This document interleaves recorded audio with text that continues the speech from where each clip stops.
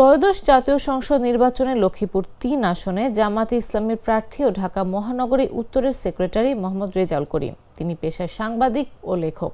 হলফনামা অনুযায়ী তার বছরে আয় ৭ লাখ টাকা এবং মোট সম্পদ ১১,৬৩,০৩৯ টাকা।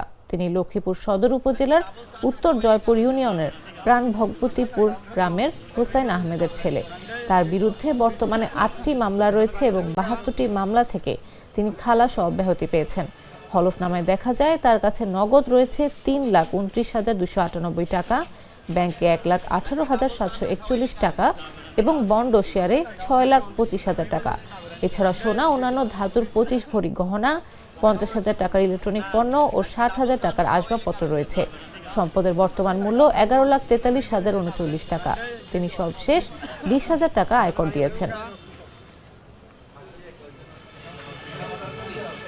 আমি লক্ষ্মীপুর ৩ আসন থেকে আমরা মনোনয়নপত্র জমা দিয়েছি।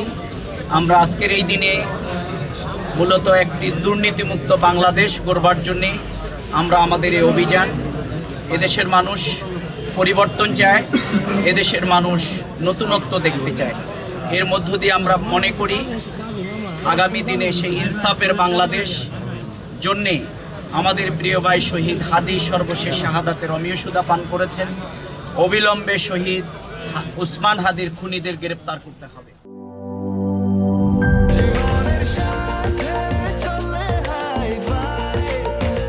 স্বাস্থ্যকর অল টাইম ফ্যামিলি কেক, সব সময় অল টাইম হেলদি লাইফ।